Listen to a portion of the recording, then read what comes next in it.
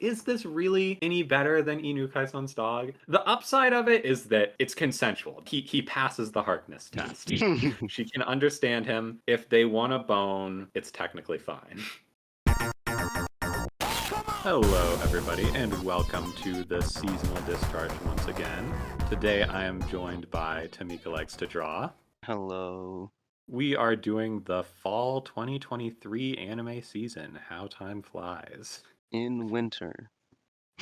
Yes, in winter, because we are so fucking slow. Yes. The first show we are going to be talking about is Frieren, which I'm going to have to summarize because Coco didn't watch it. I have a shit body, guys. Frieren, it's kind of like the headliner of the season, I'd say. It's kind of an interesting twist because we get pretty typical setup of like there's the party of heroes that are taking down. I don't know if there's like a demon lord or whatever, but they took down like whatever threat in like a great war and all that. And our main character is an elf, the titular Frieren. Isn't her name Frieren? Am I making that up? I think so. I don't think this is a Legend of Zelda situation. I think she is Frieren. Just because I've seen people be like, check out this drawing of Frieren that I did where she's got big titties. Even though she doesn't have those in the anime itself, so what the fuck? I just want to say I hate when people do that. It's annoying. I don't know. I mean, you're welcome to, I feel like, if you want to adapt a character to your own tastes. Hmm. But yeah, Frieren, yeah, she does not have big titties, as you say, because she is an elf and she ages like super slowly. Oh yeah. We, bruh. So we open the story with the party having already like completed their adventure, and immediately you kind of get the sense of what this is going to be like. That I think they said it was like 5 years that they journeyed together, and they have this big emotional send off, parting ways, and Free Run is just kind of like, I mean, it was only 5 years because to her it's like Hmm. a blink of an eye in her giant elf lifespan. And then we get like a time skip, and we're way in the future, and all the characters are old and dying, except Frieren, who is still just a young girl. I feel like the basic point of the show is just that it's like, I mean, it's not like a typical like shonen premise or something where you're getting like this big hook of like, oh, we got to do this or that. It's more of like a in Yashike healing, very slow burn, contemplative, reflective, ruminating on like the passage of time and how fickle life is and all that. The only thing I know about Frieren is people talking about the character Frieren herself. I don't know if that means that she's waifu of the season. Yeah, I wouldn't know. I haven't really seen anyone talk. I've seen memes about her that I have intentionally not looked at because I don't want to get spoiled. Hmm. But I definitely think she's a well realized and deep character. Yeah. Not necessarily complex, but Oh, and I guess I know that people said that this show is like a tearjerker. yeah, I did cry in the first episode. Yeah. It's kind of hard not to because it just, it reminds you of your own mortality and the pettiness of life and all that. It's like a lot of shows in the same vein, but you don't get a lot of those these days, I feel like. Free Rent is definitely like in the upper tier of those kinds of shows that it's just really well written, and it also looks really good. And it's not boring despite that, for the record. It's, even though it's, I know I've been talking about all this like emotional stuff, and a lot of times that can give the implication that like, oh, so it's it's artsy. You mean boring? But I definitely wouldn't say it's boring. But I do prefer the more plot oriented, exciting shows. But I think Free Ren is definitely good enough that I'll probably keep watching it. I'd probably give it an 8 out of 10 based on I've only seen the first 2 episodes. Based on those, I'd give it an 8, but I could easily see it going up depending on where they take it. completely opposite to Frieren. Next, we have Undead Unluck, which I also have to summarize because Coco does not remember it, even though she watched it. The only thing I remember about this show is that it's anime Deadpool. I'll be honest, it definitely, I had to think on it for a good minute to really remember what happened in the first episode of this. It has been a while because we just took so long to. I mean, I have like a general idea, I think. There's this girl who has like a power. The main character is kind of like this super out there personality guy, and he's like immortal, I think.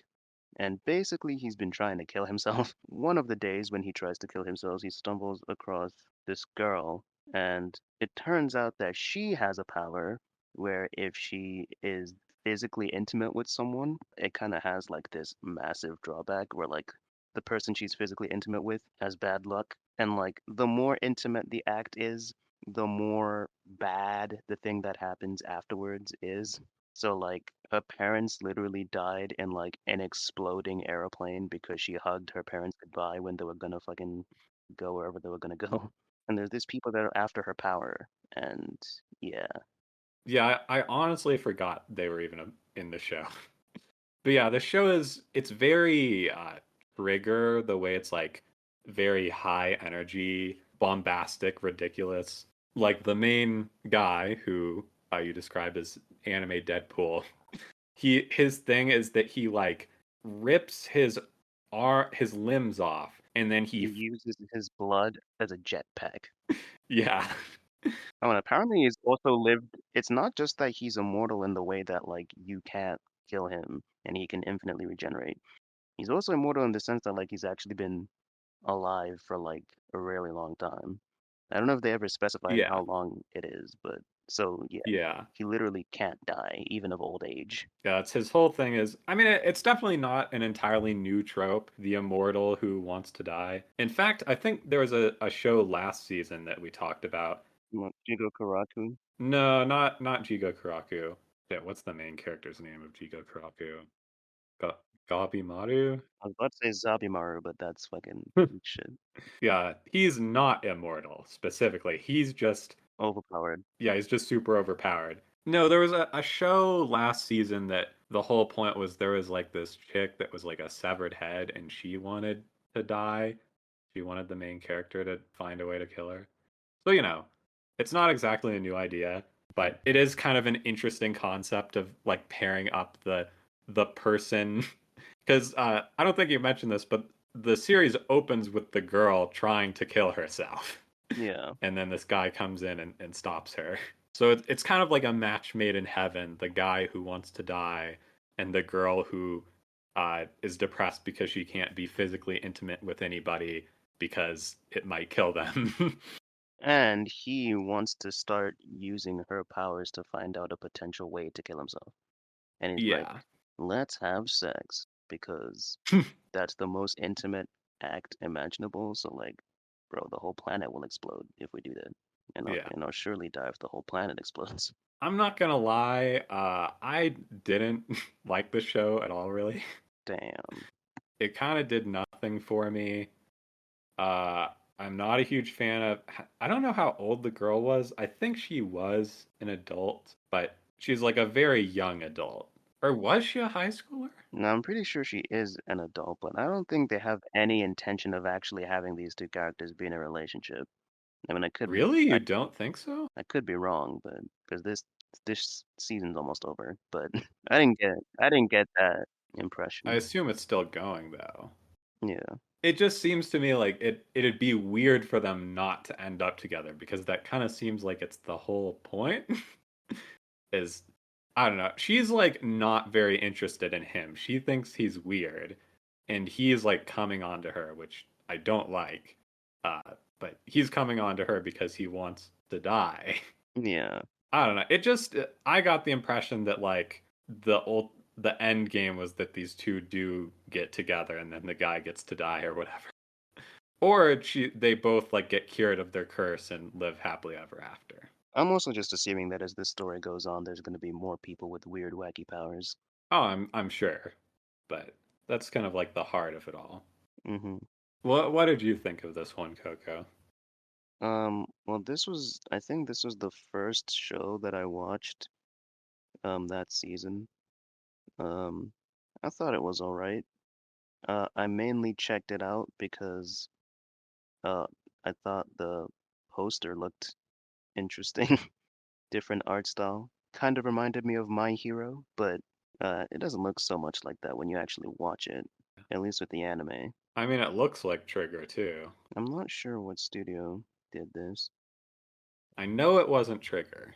Oh, right. It was done by a studio called David Production, and that studio did Urase Yatsura 2022, JoJo Stone Ocean Cells at Work, and Fire Force, and a bunch of other shit. Not gonna lie, Yeah, I think those shows looked better than this one. yeah. Well, I don't think I've seen any of these shows except for like a little bit of Urase Yatsura 2022, which looked pretty good. And the director, he was a storyboard artist on Ruby Ice Queendom, which we talked about on this show. I'm not sure if I've mentioned this before, but that show fell off so hard. The animation in that show just went to shit I've in only seen the Ruby. first episode. The first episode looked so good. It's so sad. Hmm. This show, I mean, the animation is good, don't get me wrong, but I guess my biggest problem with it is I just don't like the character designs. I Yeah, don't like the characters and I don't like their designs. They look lame. that is totally fair. Actually, when I look at images of the manga, I feel like, or at least the covers, I feel like that MHA comparison is definitely pretty valid. I don't know if this is just another scenario of the sauce being sucked out once they animated it, which tends to happen. I thought the show was alright. I don't know if I'll come back to it, but Yeah, it was fine. It was fine, but it wasn't good enough for me to have any interest in watching more than an episode. hmm, I'd give it like a 5. that's fair. Next show is Coco's show of the season. The 100 girlfriends who really, really, really, really, really, really love you. Yes, this show is the show of all time. A couple seasons ago, we talked about a show called Girlfriend, Girlfriend, and this is basically like that show, but like way more insane. Because in that show, the guy, well, I mean, it starts out with him dating two girls, but I think he ends up dating like three more. Whereas in this show, the premise is that um, the guy is essentially fated or destined, I guess, because there's not necessarily destined, but like there's like soulmates in this show, like it's an actual thing that exists. And uh, when you meet them, you pretty much know that they're your soulmate. It's like love at first sight type of thing. Uh, and the god of love uh, fucked up and accidentally assigned 100 soulmates to our main character. Basically, the guy kinda has to date all of them because if you don't get with your soulmate, uh, if a person doesn't get with their soulmate, that person dies, which is kind of fucked up. Uh, Pretty epic. really glad I don't live in that world. Yeah, I do appreciate that. Something I didn't really like about Girlfriend is that his his first girlfriend is like his childhood sweetheart and she's such a good person, and then this guy just comes in and he's like, "Babe, we have to bring this girl I literally just met into our relationship and be like poly together or whatever." It's it just feels like he's like supposed to be like this really good and earnest guy, but I do feel like that's kind of fucked up. Yeah, a little bit. Here the first two girls, he like literally just met. And it's so funny to me like how the switch like instantly flips for these two girls. Like like in like a matter of seconds, their entire lives just start revolving around this guy and trying to get his affection. Like, they don't even feel like real people. It's really funny. Yeah. Like, they're already trying to compete for his attention. They're already being, yeah, It's very over the top. I mean, this is clearly like a satire of other harem yeah, manga. yeah. I do like the fact that this show, I mean, I watched Giguk's video about it, the one that came out like literally yesterday, and he was talking about the fact that, like, in spite of the fact that it is like a satire, it does have genuine moments later on. I wouldn't know because I've only seen the first 2 episodes. But I do like that for the most part, this show doesn't really take itself too seriously. It is a trashy show. It knows it's a trashy show, uh, Yeah. and it is way better for it that it embraces that. It has a lot of like self-aware meta humor. Hmm. I saw a screenshot today actually of a panel in the manga where they're basically just saying that the anime is going to be dog shit. It's especially funny because this show actually looks pretty good. Yeah. It's actually pretty well animated. And, since this is a harem show, the fact that it is well animated is a good thing. Actually, one thing I like about this show is they don't just make only the girls look good. They actually go out of their way to make the guy look pretty decent in like what's supposed to be emotional scenes too. It's not like Yeah. fucking Aramanga Sensei where like the only character they ever put effort with is Sagiri and no one else. There's an earnest attempt to make this show look good all around, which is honestly kind of surprising because this feels like the kind of show like I remember when Digi was talking about Aramanga Sensei on content. She talks about how like sometimes the people just know that the show that they're working on is absolute garbage and total trash, and they're just not gonna put any effort into it. I mean, this is something that Trixie has been criticized for a lot by people who actually know how the anime industry works, but you would expect this to be one of those shows that they wouldn't really try to make look that good because just like, what the fuck? But no, they actually put in a lot of love into this show, which definitely helps for some of the more visual humor because there's a lot of that. And it also makes the fan service better because, I mean, yeah, fan service is generally just better if the show itself actually looks good. And when the show looks trash, then the fan service looks trash. And it makes it totally unappealing and not worth looking at. So there you go. My hot take about this show, Coco, I think we'll probably disagree on this, but I actually was not a huge fan of this show. I mean, I definitely it definitely got like a few chuckles out of me, and I watched like a few episodes, but I had to stop watching because even though like yes, it's on purpose.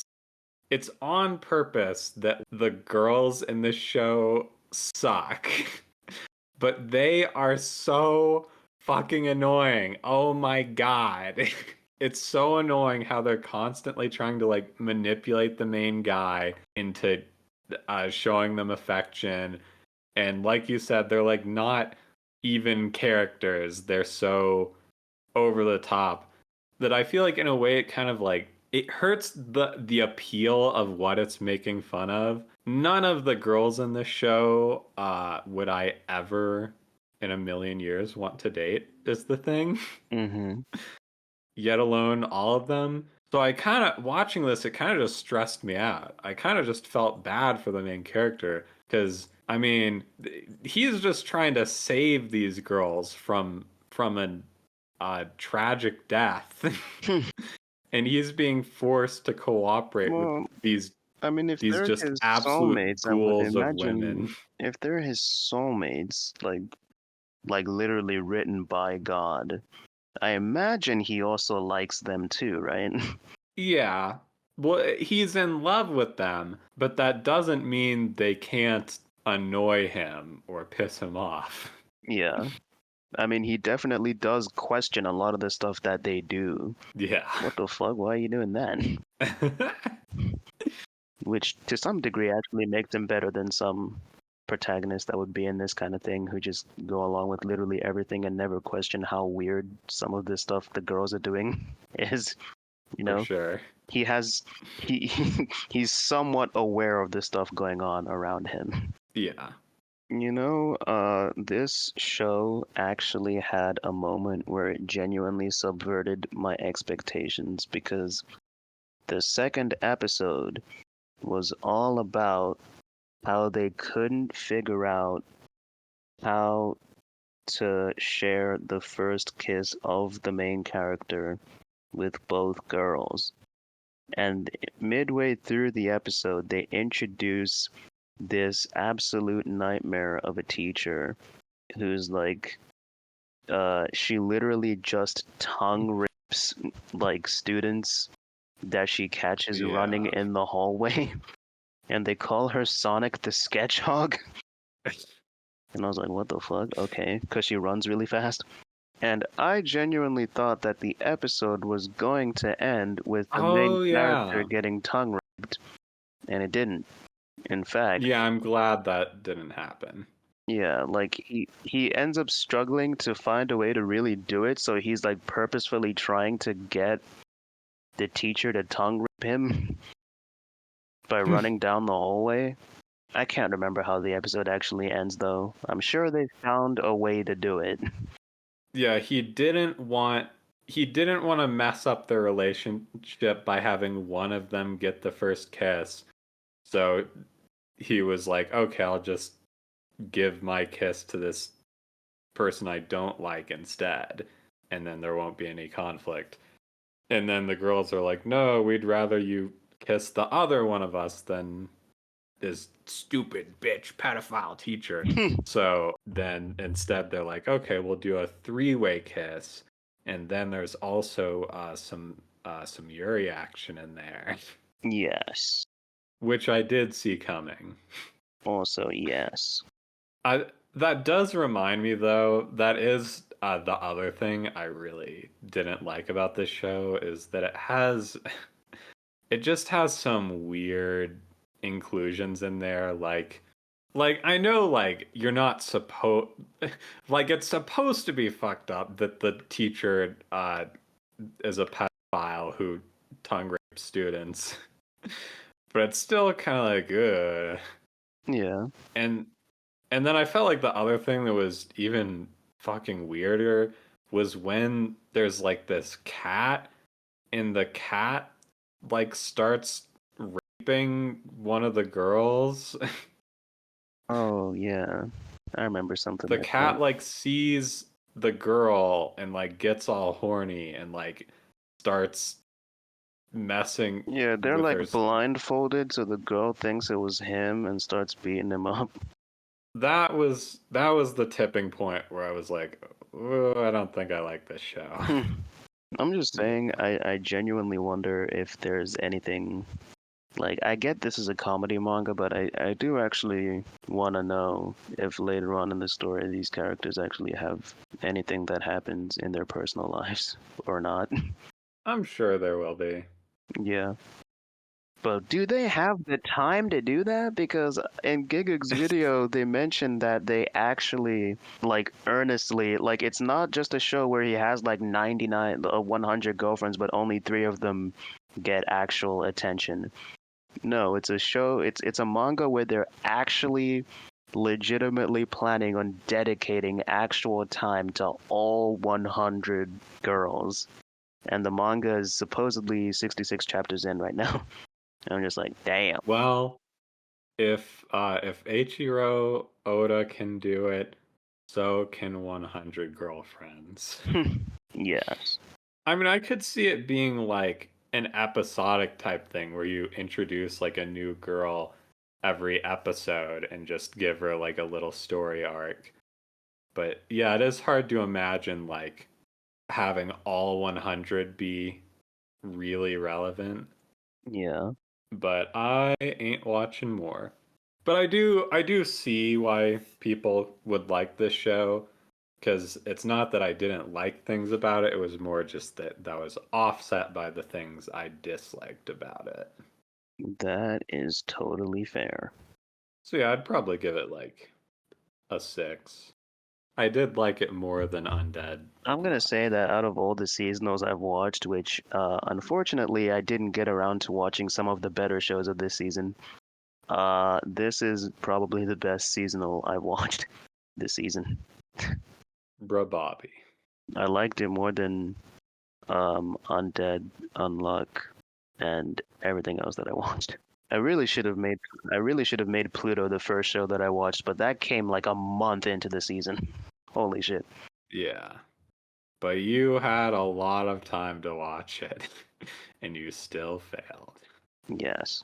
Well, I'm glad you actually enjoyed a seasonal for once. Hey, I've enjoyed plenty of seasonals. I've just, I feel like too often you're like, yeah, it was all right. bruh. And then you never watch it again. Yeah, that is true.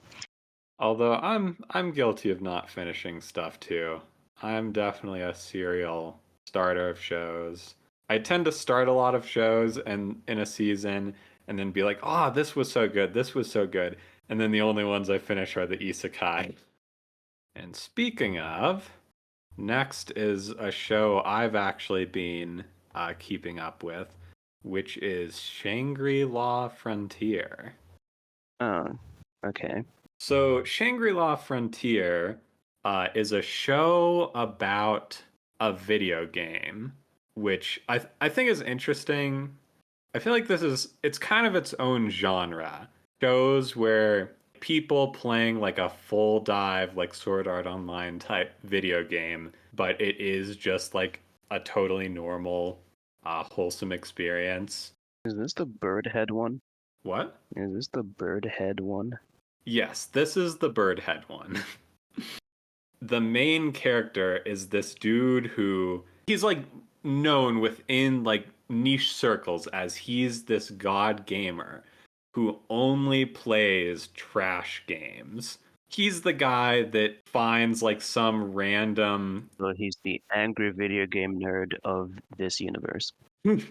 yes, he's the angry video game nerd. Exactly as cool as the angry video game nerd, who is a true badass god gamer. Yes. Hey man, I'm just saying that if you can beat some of the games that AVGN has beat on his show, that definitely makes you a god gamer. That's fair enough. He's always playing god games or trash games, but kind of our framing device for the series, even though he's really the main character, the POV character is this girl that's his classmate who has a crush on him. He literally doesn't know she exists. I'm not sure he's even ever spoken to her. And she knows he plays trash games and she admires him as a god gamer and all that. She's basically just trying to she's basically stalking this guy. But she can't work up the courage to talk to him. And then one day, I guess she's befriended the clerk of this gaming store because in the future, I guess GameStop still exists, even when we have full dive VR headsets. The clerk of this store basically says, like, oh, like, you're always playing trash games. Maybe it's time to take a little vacation and play a god game instead. So she convinces him to buy this MMO called Shangri La Frontier. And it just so happens that the girl that has a crush on him is like a top tier player in this MMO in one of like the top guilds. The cashier like did this to give her an in. Now she can meet him in Shangri La and get to know him through that or whatever. He plays Shangri La, and the reason he wears the bird head is because his gimmick is that he like just totally ignores defense and goes for like a fully agility based build. So he doesn't wear like any armor and he just goes around naked. And because of this, he intentionally buys a helmet in this game that conceals his identity because he doesn't want people to recognize him as the guy that's going around naked in this game. And I mean, yeah, it's basically just about this guy playing this video game. And of course, like it's a god game, so it's like this. It definitely is like I want to play it. They do a good job of making it look fun, and the animation in this show, by the way, is really good. Mhm. They have some really beautiful fight choreography and stuff. But basically, he just totally kicks ass at this game, and by being such a badass, he kind of like stumbles into doing the main story, like the world story in this game, and no one really knows what's going on. And then at the same time, like the girl is trying to meet him, but he's like running around and she's like trying to catch up with him or whatever. Yeah. It's a very I didn't really think I'd like it because this genre of video game type show, I've only seen one other anime like this, and it's I think it's called Bofuri. I don't want to get hurt, so I maxed out defense, something like that. I know people like that show. I really did not like it. There's also a lot of manhwa that are like this. In my reading 100, ranking 100 system manhwa project, which I have not made a new video for in quite some time. For that, I've read quite a few system manhwa where it's just like a person playing a video game, and that's where the system is. And I feel like these shows all tend to have kind of the same problem where it's like main character syndrome on hyper steroids. It's this problem of like in Bofuri, the in that show it's just like some girl who's never played a video game before, and she's like, "Oh, I don't want to get hurt, so I'm just going to invest all my stats into defense." And somehow that build totally breaks the game and it's super overpowered to the point that the devs have to make balance patches to try and address how broken her build is. She does a quest and it gets her a new item, and now she's like even more broken and she's the most powerful character in the game, and the devs just can't keep up with her. And it just reeks of someone who's never played an actual MMO before. That sounds like some Ricky Kawahara type shit right there. Yeah. Well, I feel like even Sword Art Online isn't as bad as a lot of these shows are in that respect. Mm-hmm.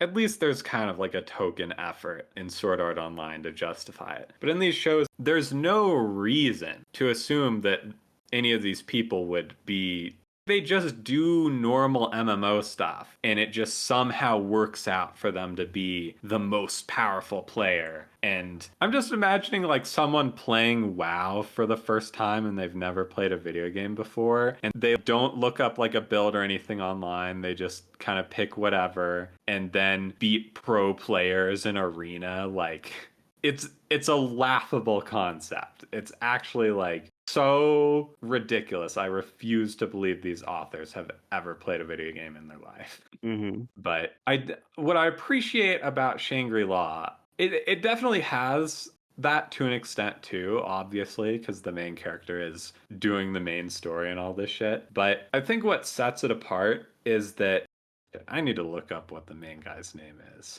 I need to stop just calling him main character. Main character guy. I think his name is Kirito. No, I'm kidding. Sanraku is his name in the game. What is his actual name? I can't find it on Mal. But anyway, Sanraku, as his screen name is, at least there's the justification that, like, this guy has been playing trash games his whole life, and he's this god tier gamer who is super skilled in combat and all that stuff. So even though it's like a little bit silly, you're able to suspend your disbelief because he's just actually really agile and is able to like if this was real life, he'd still be able to be taking on monsters or something because he's just a badass. Yeah. But I just really like the show. It looks good. It's The way you describe that reminds me of the SAO movie where, like, for some reason, Kirito can also kick ass in real life when they use AR games instead of VR games. And it's just like, what the fuck? At what point is it even implied that he's anything besides just some teenage gamer? that actually reminds me of in Overgeared, which is one of my favorite system manhwa that is also a gamer manhwa. The main character like beats some dude's ass in real life because he's gotten good at fighting from playing the game. Mm-hmm.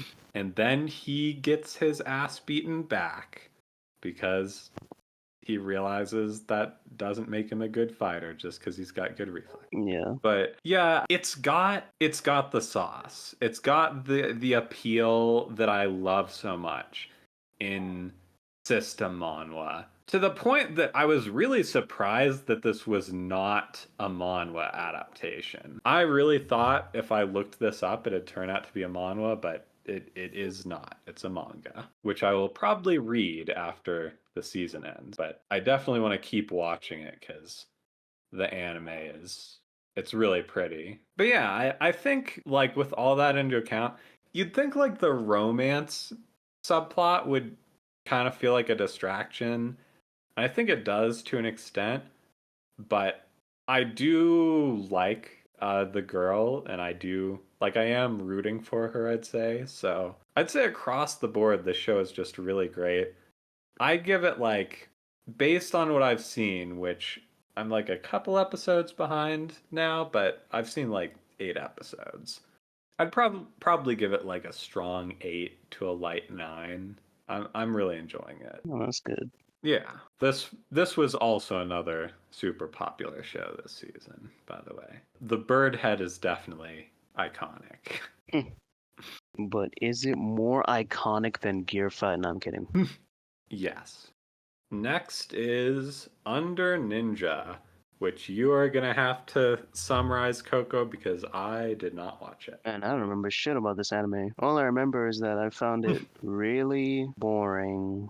Wait, let me see if I have any notes on this. I'm pretty sure I do. I just remember like I saw the poster and I was like, oh, this looks different. This looks interesting. Because as I've mentioned a few times, Classic Coco. I want to watch things that are different. So I tend to try and find the shows that stand out the most and don't just look like regular seasonal slop. And this was boring as shit. I mean, I only watched the first episode, but there's something about, I guess they are ninjas, but they like operate sort of kind of underground, kinda. But some ninjas have been struggling to like get jobs. So like our main character is basically broke and living in like a shitty apartment or something. But then he gets given a job where he has to like go undercover into like a school or something. Like the first episode starts with him about to fight ninjas who are presumably from another school. They didn't quite go into it. Oh yeah, I'm looking at my notes right now. So my expectations pretty much went out the window from the moment the first episode started because it starts with really bad CGI. The soldiers, oh my god, the soldiers.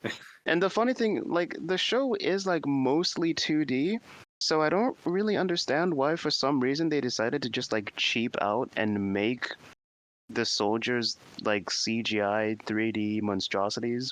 This is like such a, I don't know why this is such a thing in anime that they'll have like, sometimes it'll even be like a decent looking show and then they will just put the ugliest, shittiest CG model in the middle of an episode. Yeah, I don't know why they did that. I guess it's because they didn't want to draw like the same generic soldier over and over in the scene, so they decided to like make it CG, but they look so bad. I will say one thing that was kind of neat about that scene though is that this is one of the few anime where when they have characters speaking English, they actually sound like native English speakers. I think But that's the funniest part of when they do English in anime. like this, like the opening, like I was very confused because some of them were speaking English and some of them were speaking English, but I think the implication there was that it was a mixture of like Japanese and American soldiers or something. A part of me was kind of confused about how they were going to send him in to be undercover, an undercover ninja, an undercover student at school, because the guy, at least to me, appeared to be very clearly older than high school going age. But then it actually turned out that he was 17, so I guess it's an art style thing.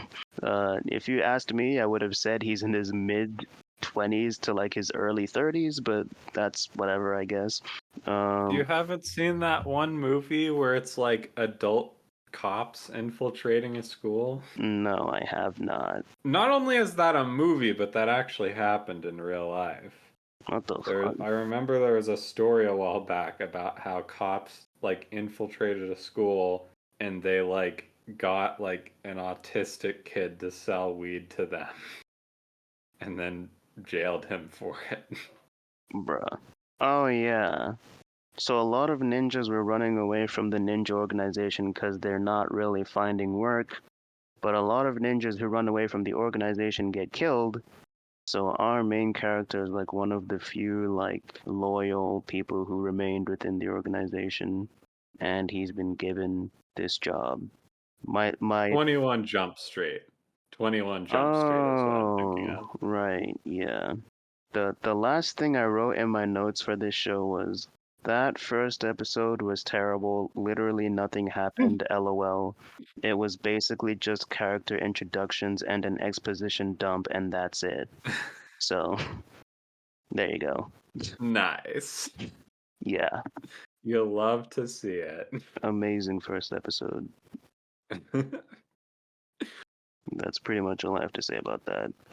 Terrible. I feel like you told me about this show when you watched it, but now that you're telling it to me now, it doesn't sound familiar at all. So I guess I give it a 1 out of 10 for being so forgettable that I couldn't even remember the second-hand retelling of it. Yeah, it was really bad. Next is another one that only I have seen. A Returner's Magic Should Be Special. This anime is quite interesting because, first off, we had Shangri La this season, which I thought was a manhwa.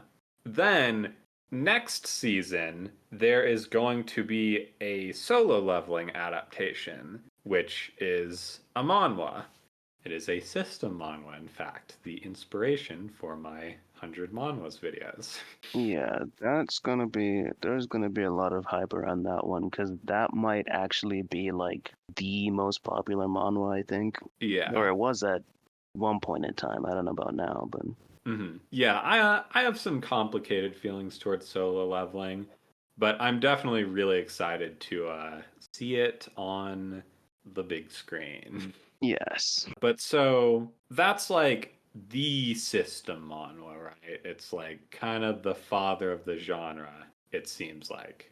I don't actually know what the like lineage is. Actually, that's Sword Art Online. No, I'm kidding. Go on. I mean, it's possible. It could be.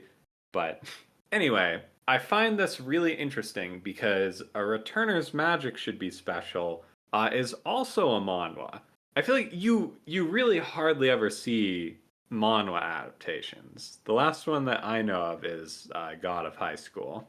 Oh yeah, and Tower of God. Those came out in the same season. Yeah, That was like yeah, Tower of God as that well. was like when manhwa adaptations were sort of becoming a thing. Because I remember a lot of them were like, "Oh, this is from Webtoon. Oh man, it's manhwa." Oh.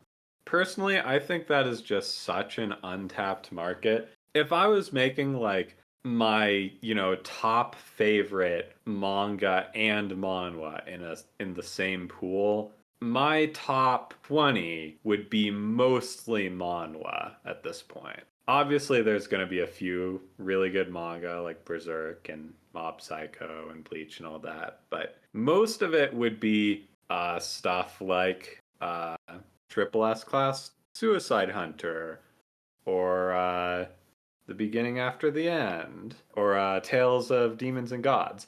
So the fact that like they just hardly ever adapt manhwa. I mean, in their defense, like manhwa are Korean and anime are Japanese, but you know, Yeah. there's nothing stopping them. Was this by any chance a Crunchyroll joint? Because I think Tower of God and God of High School were Crunchyroll joints. I don't know. Uh, Well, it is on Crunchyroll at the very least. But I do think, I mean, at the very least, like, Korea should be making. Korea has plenty of animation studios. They do half our animation in America. yeah, I was gonna say They do The Simpsons. I was gonna say they're too busy making Ben 10 and fucking Avatar. It's just interesting to me that, like, I feel like if Korea made manhwa adaptations the same way Japan makes manga adaptations, it could be as big a cultural export as anime.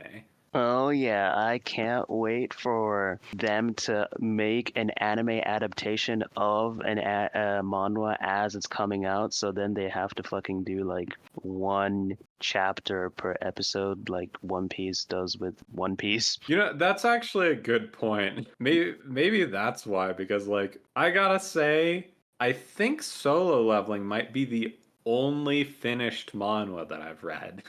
At this point, I wouldn't be surprised if I have read 100 leveling manhwa. I've definitely started more than 100 manhwa. I haven't finished everyone I've started, but Yeah. I don't think a single one of those is finished.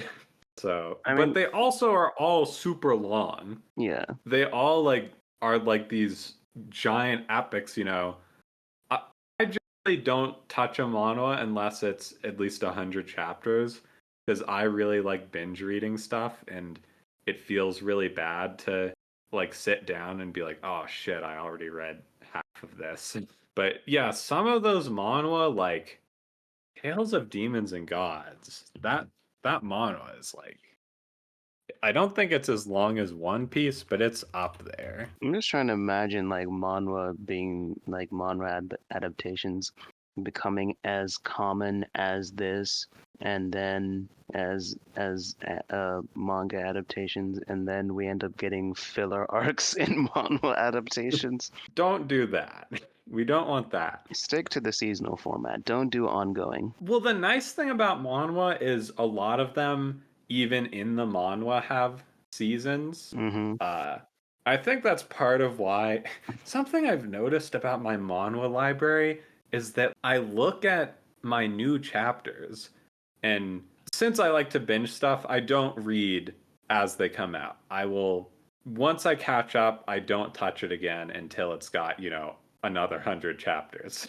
Mm-hmm. And looking at my library, I have like 30 manhwas sitting there, and all of them are like 0 to 5 new chapters since I stopped reading a year ago, Hmm. which is a little bit troubling. But a lot of them, it's because they like finished, you know, season 1 or 2 or whatever, and now it's on hiatus until they start up again. Yeah. Anyway, I digress. I haven't even talked about this mono yet. All right, but anyway, the point is, Solo Leveling is the first true system mono we're gonna get to see adapted. A Returner's Magic Should Be Special is another genre of manhwa that's pretty prolific that I absolutely love, which is a returner manhwa. I actually got corrected on this in my last manhwa review. Apparently, a regression manhwa and a returner manhwa are two different things. A regression manhwa is when you go back in time and are like go back to being 10 or something and get to redo your life. And a returner manhwa is where like you get super OP and then get put in a situation where you're not supposed to be OP. So like an isekai where a super powerful guy takes over the body would also be a returner manhwa, but this is a regression manhwa and a returner manhwa because the main character, like much like Frieren, we've got like the party of heroes that is taking on the big threat, and in this one, the big threat is a giant, ugly CG dragon. There it is again. Damn it, why? Ugly CG. Stop, Animu. Stop with the CG. And the show looks pretty decent too. So it's really funny that they would do that. It's a big, ugly CG dragon, and this is like the end of the line. Everyone's super OP, and they manage to take down the dragon, but the like something happens, and it causes the dragon to do like a mana explosion, and it sends the main character back in time to the start of his journey. So now he gets to do it all again, but this time he's gonna make sure that the people he cared about that like fell along the way aren't gonna die. He's gonna do it better this time around. Mm-hmm. Man, I love this formula. It really is like crack. It's such just a simple. It's kind of in the same vein of something like an isekai where they're all really the same core formula, that it's just this really satisfying experience of getting to watch the main character, and they know exactly what they need to do. So everyone, for one, oh, this reminds me. I know I'm like going on a lot about this. That I think that it's because it's a mono. I have a lot to say about it, but Valid. this does remind me. I was actually thinking the other day about Coco. Have you seen Digi's video on underdogs? I don't think so. There's this video she did. I think it was on After Dark, talking about underdogs, and basically she was making this point that underdogs. She doesn't like the trope, and it's not really a real thing because someone like Deku, right? He's not really an underdog Yeah, because he's I get the general gist of the idea. I've yeah. actually seen that anime snob make this exact point, which is that a lot of characters which are supposed to be underdogs tend not to be, because Naruto has the nine-tailed fox, Goku's an alien, Luffy is Nika, and even if he wasn't Nika, he was trained by Garp, one of the strongest Marines to ever live, etc., etc. Deku ate fucking All Might's hair and got All Might, and I think All Might's power is supposed to be one of the most powerful, and he basically becomes the avatar of the My Hero Academia world. So yeah, I get the general idea. Not a huge fan of what they did with all that, but Yeah.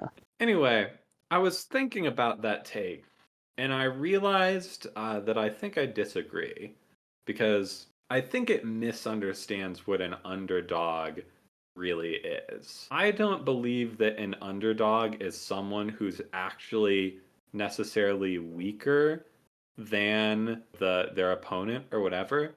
An underdog is someone who isn't given their due respect. That can be because they deserve to be strong, like Deku in the beginning, right? Deku is super weak, but we're rooting for him because he's a morally righteous person. So we think he deserves to be a strong hero. Or they can be more powerful than people give them credit for. And that's the way it is in a lot of manhwa, where the main character is like super overpowered, super badass, but then the nobles or whatever come in and they're like, "Huh, peasant, you Uh, can't take on me. I'm of the blah blah blah house, and we have lots of money, and I've taken elixirs. And then the main character comes in and That's beats like their the ass. first episode of Zero no Tsukaima, where like the main character gets summoned by this trash character who can't do magic. So both of them are disrespected because he's just some like generic ass human that can swing a sword, and the person who summoned him can't use magic. And like the fucking bully character is like, I'm gonna fucking fight your summon because he doesn't respect the upper class, whatever the fuck, classism bullshit. Yeah, it's a common trope because it's an easy way to basically turn the main character into an underdog. Oh yeah, my other comparison was gonna be fucking what do you call it? What's that arc in One Piece called? Oh yeah, Jaya. That's kind of like that with Bellamy Oh yeah, I guess. and Luffy. Yeah. Except at that point you already know that Luffy is pretty strong, so Yeah. but yeah, But you're saying. yeah, throughout the whole beginning of One Piece, everyone underestimates Luffy, Yeah. and he is super OP. Because he's a even in the skinny little beginning. twink at the start. He has no muscles. He's a complete twig. Yeah. It's actually really funny how he looks at the start. But anyway, go on. So all that is to say that I think it makes for that's what the underdog really is about. Is it's about creating the satisfaction of seeing. Yeah, it's basically like Darmon. If you're familiar with Darmon videos, they're kind of a meme, but they really do encapsulate the heart of the underdog. It's all about taking the person, and the doubters come in and they doubt, and then the person comes in and says, "Oh yeah, well fuck you because you're actually wrong." You underestimated my power. Yeah, and they get justice served. That's a lot of what returner manhwas are about. It's about you've got all the big bads that are ultimately in the original timeline gonna fuck everything up, and then the main character comes in and they're super badass and they totally turn these people's plans on their heads and they don't know what's going on and they totally underestimate them because how are they supposed to know that this person is from the future? And that is why Sword Art Online is my favorite underdog story. Because it is also a story where people continue. No, I'm kidding. Go on. That's not. I will say, when I first started watching this anime, I was kind of critical of it. I was thinking like, oh man, like this really feels like one of those anime that like totally gutted and sucked the soul out of the manhwa. Damn. Why And does that always happen? you know, I saw people are really. I was looking at the comments on Nine Anime, and the people in the comments were really critical of it. They kept complaining that there's this femboy character, and they just made him super gay for the main guy, and people were like pissed off that they were like they're like totally making him way too gay. Damn. So I could no longer contain my curiosity after a while, and I finally went and read some of the manhwa.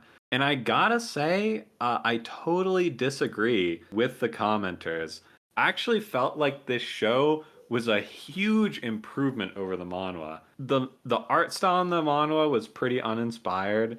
The anime added like so much soul to it because it's I mean, art style wise, it kind of reminds me of like an older anime, which I've got a soft spot for, like something I would have watched on Netflix in the 2010s or whatever. Mm-hmm.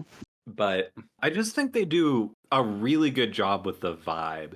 The soundtrack is like really good. It really fits the feel. It makes you feel the feels. Pram, who is the femboy, is not that much gayer in the anime. He's actually pretty gay in the manga or in the manhwa as well. Yeah. So yeah, I gotta say, this is a rare instance of the reverse suck. The original is the lesser between the two. Yeah, I really hope that this gets I know it's not going to get another season, but I really hope this gets another season. Because You never know. this, by the way, this is, as far as I can tell, this is the only returner mono that's ever gotten an anime adaptation. Mm-hmm. I tried looking, I didn't see anything. So, yeah, I really hope they adapt more because I love what I've read of it or watched of it. Yeah.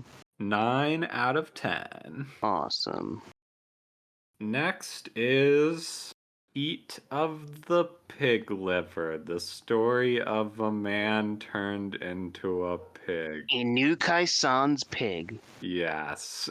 I made us watch this one purely because of the Inukai-san's dog connection, and the fact that we have like 9,000 views on the TikTok about that. This anime was so bad. I've only seen the first episode. No, I've only seen the first episode as well.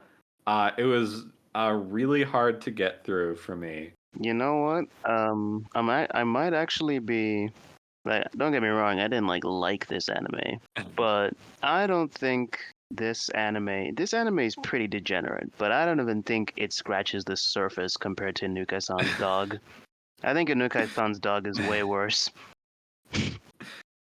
I think, well, I don't know. I was thinking about this as I was watching it. Inukai-san's dog, I definitely agree with you that it's worse than this. Yeah. Like, Inukai-san's dog, she's rubbing up on that dog. There was nothing so bad as that in this. Yeah. And I also think that it was definitely lower effort than this. Yeah, it's not as bad, but I also think it's also not that much better. I just think it's bad in a very different way. I mean, it definitely appeals to the same fetish. Well, kind of, because it seems like in this case, the person turned into the animal is the master who commands the girl, which is like the opposite of Inukai-san's dog, where he becomes an animal and basically becomes a slave to the girl. I guess we haven't described what the show is about. Basically, a guy wakes up as a pig and I guess he got cursed. He got cursed to become a pig. Yeah, he thinks it's a dream at first. Yeah. And it's kind of got the whole same thing of where he's having trouble controlling his body and all that. But the difference in this one is that the girl recognizes that he is actually a human trapped in a pig's body. Yeah. And is trying to help him and can communicate with him. And it's also worth pointing out that this girl is also not a real human being. Not at all. She has... Yeah, she's way too nice. Yeah, she's way too nice. I don't know, it's just really weird. She's already willing to basically just do everything that the pig guy asks. It's oh, okay. Yeah, she's on board to just take care of him for the rest of his life. And he's the one who's no, I'm not just gonna have you be my servant. That would be terrible. He's trying to condition her into being a tsundere because he's into dom. That's literally what's happening. He's I want you to be it's not like I like you anything, Bubaka. And I want you to insult me. And it's what the fuck am I watching? The main character of this is so insufferable. Mm-hmm. I think that's one of the things that really pisses me off. It's actually funny because I think that this main character would love to be in the position of the main character of Inukai-san's dog, because the owner of the dog in Inukai-san's dog actually is a mommy dom, whatever the fuck. Yeah, you're not wrong. You're not wrong. Yeah. Yeah, I think that his internal monologue is he's this extremely lay epic gentleman redditor. It's right. That's I think what pisses me off so much about this anime is that it kind of seems like we're supposed to like the main character. Oh, he's such a gentleman.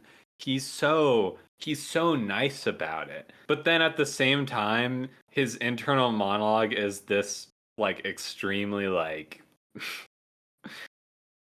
kind of slimy, like constantly creeping on this girl, Oh, so and he's just like, like men in real life. I see how it yeah, kinda, yeah. is. Yeah, I guess if you want to take this anime as like a big metaphor and commentary on masculinity, He's literally maybe you a could, pig. Do you get it? yeah, Like, yeah. The If you want to look at it that way, maybe this isn't a two. Maybe this is a 10 after all. But I do find it funny how he's like, hey, because the girl's like telepathic, so he's like, pretend you can't hear my inner monologue, and then he's like, oh, the when my thoughts are echoing, those are the ones you're not supposed to hear, so don't respond to those ones. But when my thoughts aren't echoing, you do respond to those ones. he does like this sexy voice when he's doing the inner monologue. He's like, "Oh, I love her underwear," and then he's like, then he goes into like high pitched like, "You're such a nice lady." I don't know. It's so I hate him so much. Mm-hmm. Don't get me wrong, like I'm sure like, if I was in that situation, you couldn't air it as an anime because I'd be having intrusive thoughts left and right. I'd be like, I'm literally going to murder this girl. I'm going to stick a dagger in her heart because I'm evil and I am a serial killer. But to be clear, that's not something I'd actually want to do. But that is probably what I'd be thinking if I knew people could hear my thoughts. Yeah. Uh, but yeah, it sucks.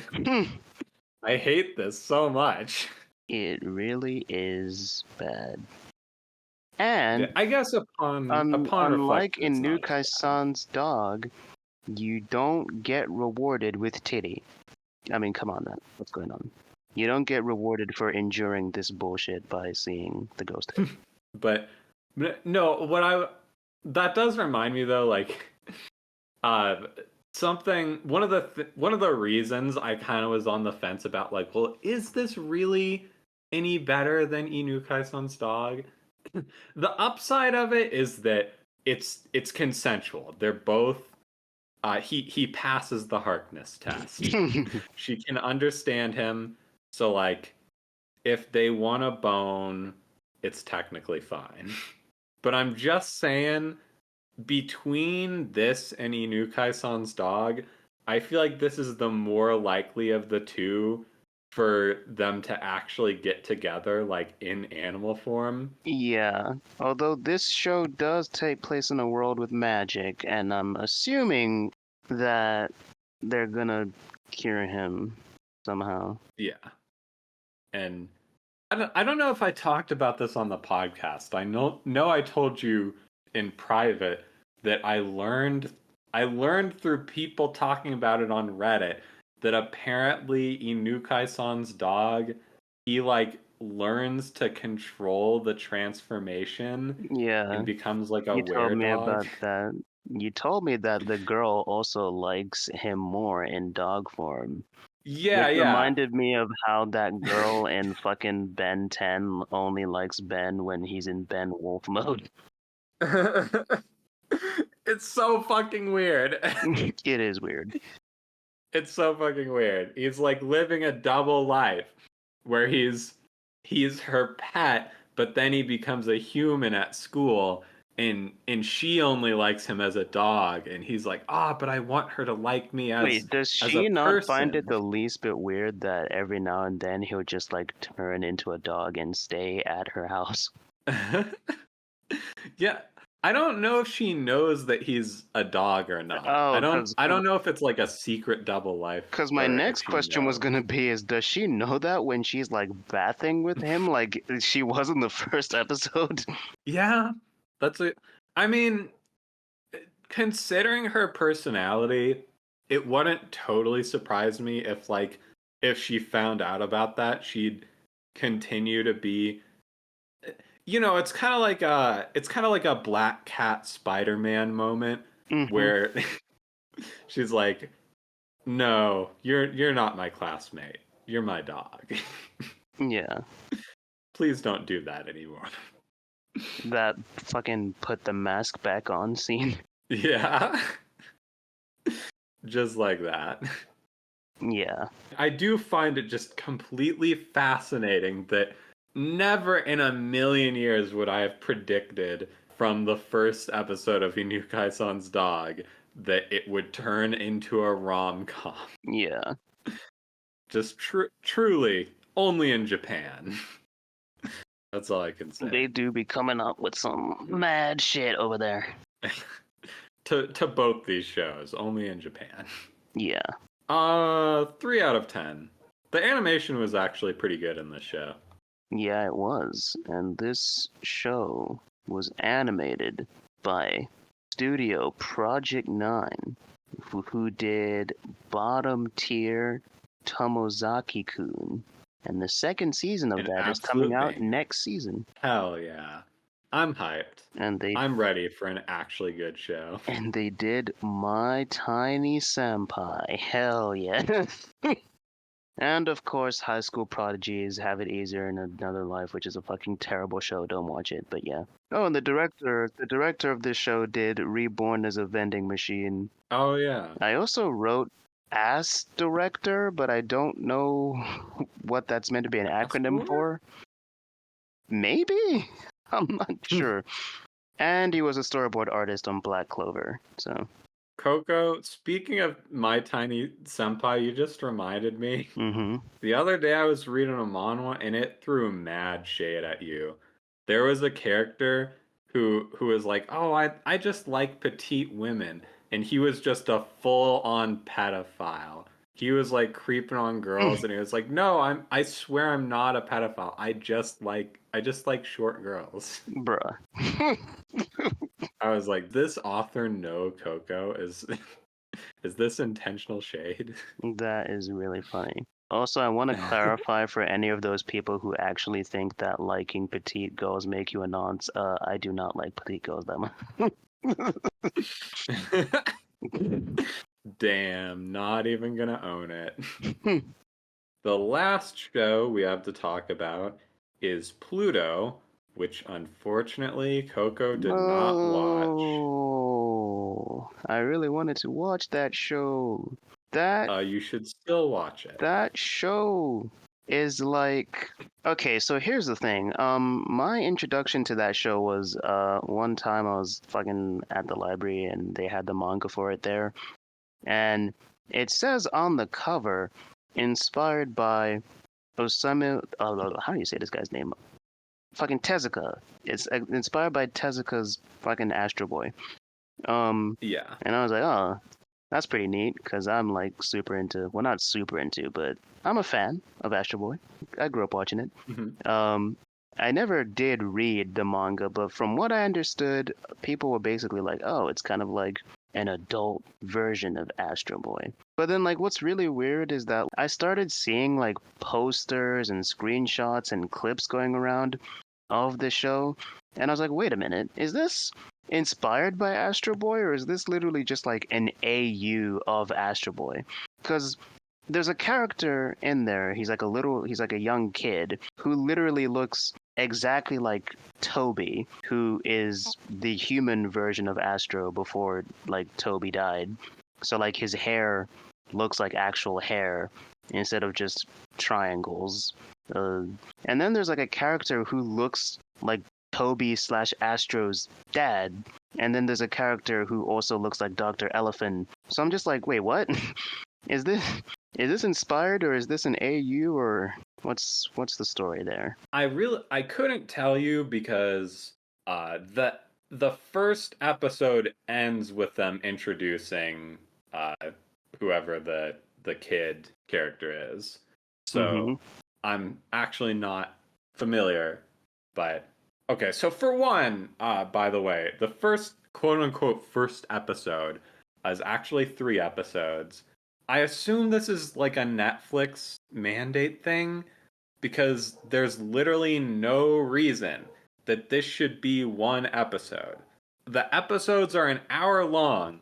In this episode, like, the first, like, third of it was, like, the main plot, and then the second two-thirds was, like, a separate standalone arc Mm-hmm.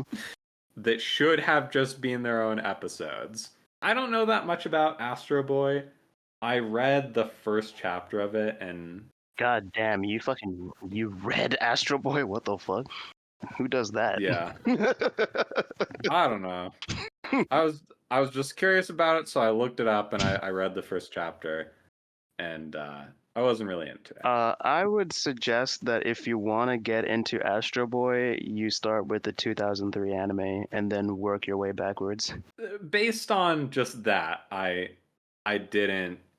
It didn't seem like the same thing. This is like, it kind of felt like almost like Blade Runner influence, except this isn't a dystopia. It's more like, it feels like that more optimistic kind of take on society that you get from Japanese people, because Japanese society is a little bit more, they're more positive on their institutions and stuff because they don't quite so openly fuck them over as ours do in the West. Mm-hmm.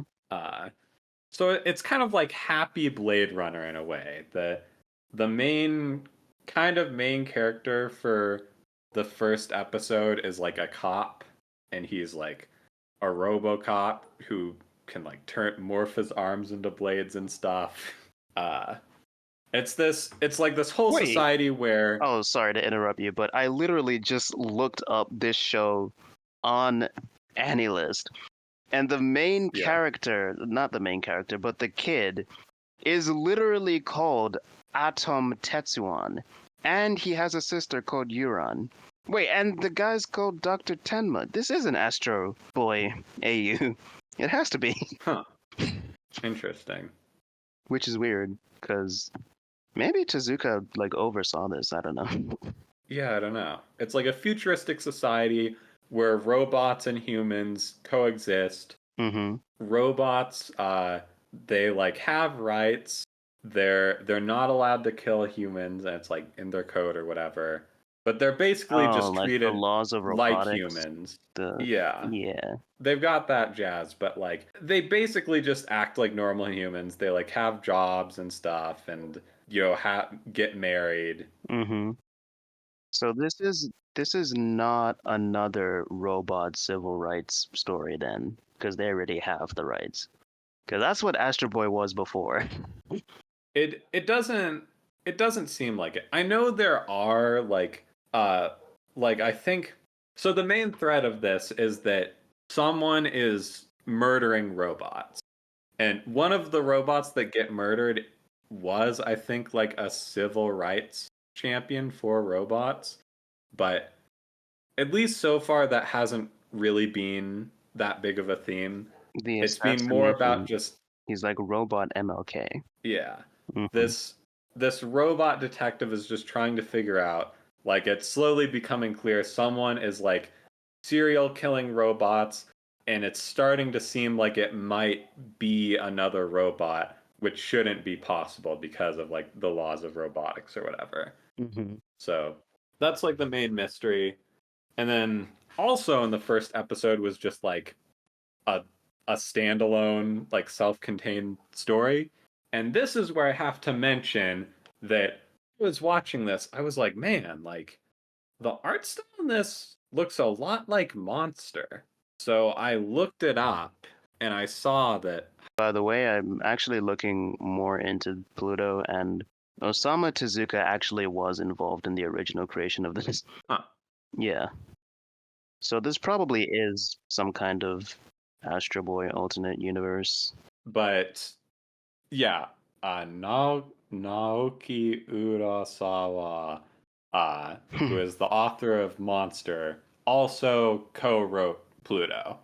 So yeah, with Tezuka. that explains why it looks like Monster. Yeah. And I gotta say, like, Monster is one of my favorite anime of all time. It's an incredible anime. And I think Monster really shines in the self-contained episodes. The Mm-hmm. like little one-off stories tend to be the ones that hit the hardest, and I definitely think it's no exception in Pluto. The standalone story they had was really good. Yeah. But I also think that I just noticed like comparing this to Monster, it feels a little bit off to me. Not not because of the manga, but because of the way this anime was made. Like it looks it looks fine, but I feel like there's just something about the animation that feels like a little bit off. And also in the self-contained story episode, I felt like, man, like this is really good, but it's not hitting quite as hard.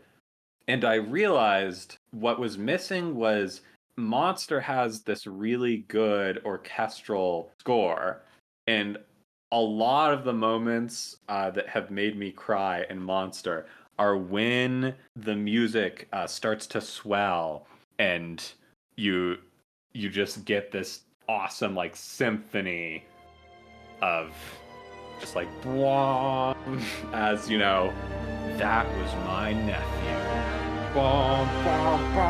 It's like such a. Maybe I'll play a clip of it. It's just so. Yeah. There's something magical about it that is why like I don't think I could ever read the manga over watching the anime of Monster. Mm-hmm. And it just didn't feel like it was quite on that same level, which is really sad. Damn. But it's still really good. I will say one thing I really can't get over is how for some reason in this Dr. Tenma looks like fucking Gendo Ikari. He literally just looks exactly like him. I am actually very curious to check this out. Because the more I learn about it, like reading its page on AniList, it kind of seems like other Tezuka works where like uh Tezuka, because this isn't the only work he's made where he kind of like repurposes characters and like an alternate universe work of his. Like for example, there's the Marine Express movie. It's like a movie about, a train that goes underwater and stuff. We like watched it in One Piece. And like the train can time travel and all this other shit. Um and Astro Boy is in that movie too, but he's not like it's not part of any of the main it's not like part of any of the canons. It's not part of the 2003, it's not part of the manga, it's not part of the 85 cartoon.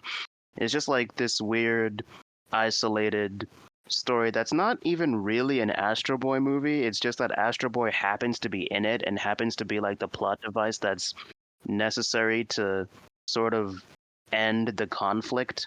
And there's other movies that Tezuka has made that feature characters, that he rehashes, like Metropolis, which is also another movie we watched in One Piece, which is a Tezuka work.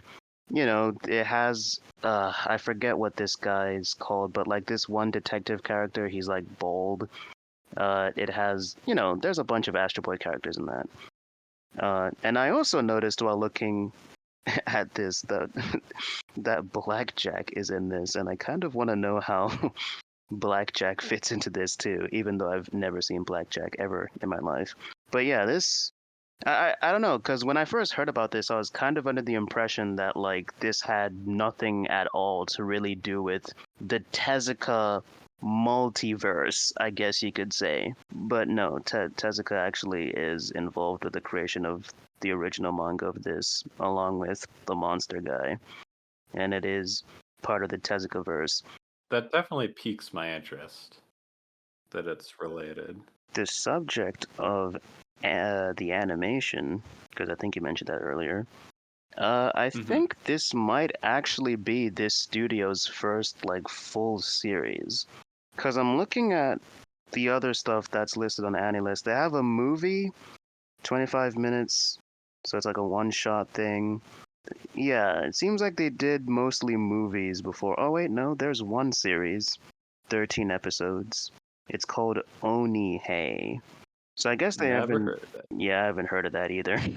So yeah, this is their second series actually, which is kind of interesting because they've been around since 2017, and including Pluto, they only have 5 works in total, with 2 of them being series. So this is clearly a studio that doesn't overwhelm themselves, which is good, I think. Wait, let me quickly see what the director's done. Maybe the director has. Oh, I do not recognize anything under the director. Oh shit! Speaking of Evangelion, the director did key animation on Ava and End of Ava. So that's why Dr. Tenma looks like no, not really. He looks like that in the fucking manga too. Dr. Tenma, by the way, that definitely threw me for a loop for a minute because the main character of Monster is named Dr. Tenma.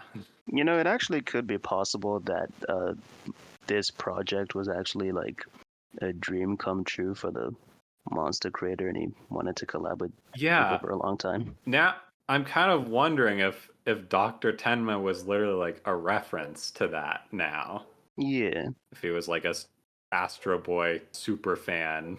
it's possible. Also, the director on this did key animation on Akira and Kiki's Delivery Service. He's on a lot of things. He's been round the block, so it would explain why this show looks pretty good. So there you go. I don't know. I didn't. Maybe I'll change my mind in further episodes, but it did not impress me with the animation. Damn. I wouldn't say it looks bad, but Mm-hmm. I wouldn't say I liked it either. I'm definitely like way more curious to check this out now, knowing that there's like more of a connection between these two beyond one simply being Yeah, inspired by the other. it's manga history basically, right? Mm-hmm. The father of anime working with one of the most legendary and respected mangaka of all time. That's like a pretty wild team up. Yeah, for sure. And this is one of the shows I'm gonna download for my trip. Good. I give it like an 8 out of 10 based on what I've seen. Oh, that's pretty good. It'll probably go up. Yeah. Yeah. And with that, that is all the anime we watched. Yeah. I actually did watch a few others, but I just didn't think they were worth talking about. I really wanted to watch Akuma-kun as well and talk about that too, but unfortunately I did not get around to watching that. But next season is going to be pretty keynote because we've got Solo Leveling and we've got Softcore Mato Seihei no Slave Mato no Chained Soldier. Chained Soldier. These Japanese names are too complicated for me, fuck that. Very cool. Yes. I'm excited for next season purely because of Solo Leveling. You're not looking forward to Marshall season 2? Oh yeah, well I'm not usually thinking about sequels when I'm thinking about like how hyped I am. Mm-hmm. Yeah, I haven't even finished season 1 yet. I really need to do that. I love Marshall. Yeah. I can't believe it's getting another season, especially so Oh soon. shit, your boy Kong Ming is coming back next season. Let's go! I mean, I've only now seen I'm hyped. I've only Holy seen episode shit! 1 of that, but yeah. Kong Man, that show is so good. And I showed my friend that show, and he read the manga, and he told me that like what the second season would cover is like so good. I'm so hyped. Oh, that's so cool. Yeah, we got Solo Leveling, Marshall, Chained Soldiers coming back. Or not coming, we got Bottom Tier coming back. Urusei Yatsura's coming back. So next season is pretty stacked. It's actually Stacked with returns. Yeah, stacked with returns. But that's always a little bit scary for the seasonal discharge because we don't talk about returns. Yeah. And sometimes that means a bunch of dog shit. Oh yeah, man, we got the best anime coming back next season, Synduality Noir. Let's go. Yeah, in terms of non-returns, I'd say the only shows I'm really looking forward to right now are Chain Soldier and Solo Leveling. Well, we'll see. Yeah. I feel like there's always like a couple that take you by surprise. Oh, I actually do want to watch this Metallic Rude show just because that fucking mech in the background looks like an Ava. Anyway, I'm dragging this out.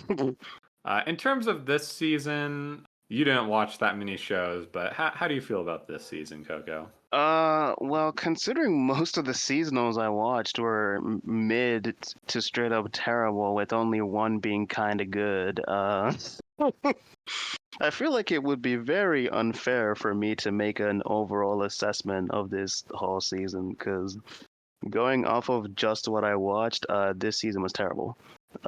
So. It's my experience with this season was really interesting because, I'm the isekai guy. I always watch like every isekai that comes out.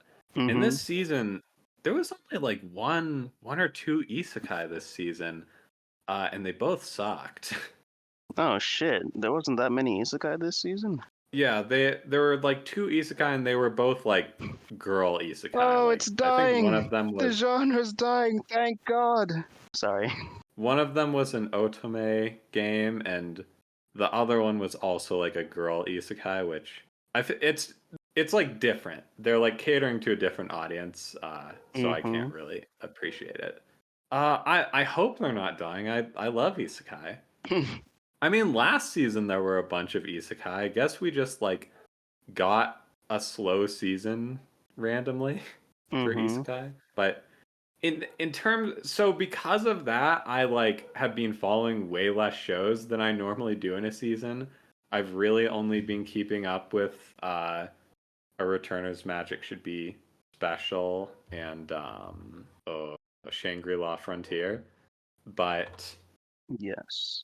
I gotta say, like, in terms of the quality of shows I've watched, I'd say this is one of the higher seasons. I intended to keep up with 100 Girlfriends in Undead Unluck, I just never did. In fact, I'm probably going to drop 100 Girlfriends anime and just go read the manga instead, in spite of the fact that the anime looks pretty good. Damn. I always feel like it feels really like weirdly bad because like a lot of seasonals do look really good.